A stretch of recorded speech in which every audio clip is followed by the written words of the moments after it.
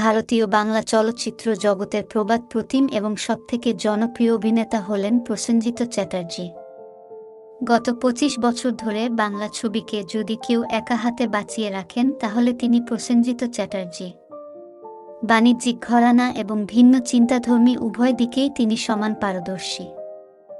বাংলার সকল চলচ্চিত্র প্রেমী মানুষ তাকে শ্রদ্ধা করে এবং পছন্দ করে।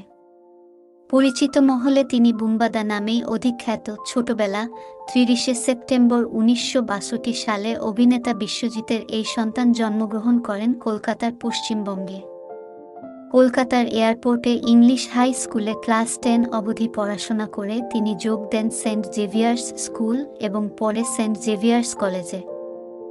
চলচ্চিত্র জীবন ১৯৮৩ সালে বিমল রায়ের দুটি পাতা ছবিতে তার প্রথম আত্মপ্রকাশ। তবে তার প্রথম বড় সাফল্য ১৯৮৭ সালে অমর সঙ্গী ছবির মাধ্যমে। এই ছবি সেই সময় বাংলাতে প্রচুর জনপ্রিয়তা অর্জন করে এবং প্রসেনজিৎকে সুপারস্টার বানিয়ে দেয়। এই সিনেমার চিরদিনই তুমি যে আমার গানটি বাংলা গানের জগতের একটি ইতিহাস সৃষ্টি করে এবং এই গান এখনও সমান জনপ্রিয়।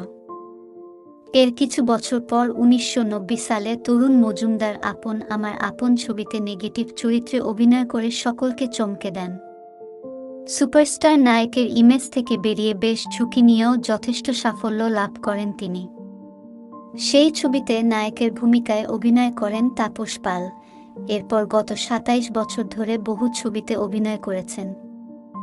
তার সময়কার সমস্ত নায়কেরা এখন রিটায়ার করে গেলেও বাংলা ছবির সেরার শিরোপা কখনোই নিজের মাথা থেকে নামতে দেননি এই প্রতিভাশালী অভিনেতা। সময়ের চাহিদা মেনে বাণিজ্যিক অ্যাকশন ছবির ঘরানা থেকে নিজেকে সরিয়ে এখন ভিন্নধর্মী মৌলিক ঘরানার ছবিতে যথেষ্ট সাবলীলভাবে অভিনয় করে চলেছেন প্রসেনজিৎ চট্টোপাধ্যায়।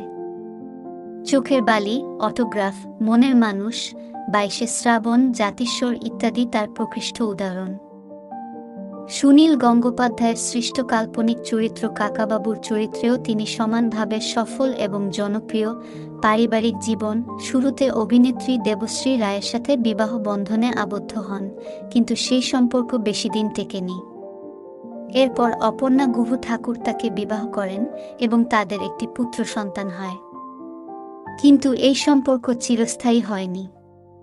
অপর্ণার সাথে বিচ্ছেদ হয়ে যাওয়ার পর অভিনেত্রী অর্পিতা পালের সাথে বিবাহ বন্ধনে আবদ্ধ হন প্রসেনজিৎ চট্টোপাধ্যায়। বিভিন্ন নায়িকার সাথে তার জুটি। শতাব্দী রায়ের সাথে প্রায় ৫০টি ছবিতে অভিনয় করেন প্রসেনজিৎ চট্টোপাধ্যায়। ৩৫টি ছবিতে অভিনয় করেন রচনা ব্যানার্জির সাথে। ইন্দ্রাণী হালদারের সাথে অভিনয় করেন প্রায় ৬টি ছবিতে। তবে সবথেকে বেশি যে নায়িকার সাথে তার নাম যুক্ত হয়েছে তিনি হলেন ঋতুপর্ণা সেনগুপ্ত। এই জুটিকে নিয়ে বাংলা সিনেমায় প্রচুর গসিপের সৃষ্টি হয়। এরা যদিও সেই গসিপকে কোনোদিনও পাত্তা দেননি বা স্বীকার করেননি। মনোমালিন্যের কারণে এই জুটি একসাথে ছবি করা বন্ধ করে দেন। প্রায় ২০ বছর পর শিবপ্রসাদ নন্দিতার হাত ধরে প্রাক্তন ছবিতে তারা আবার অভিনয় করেন।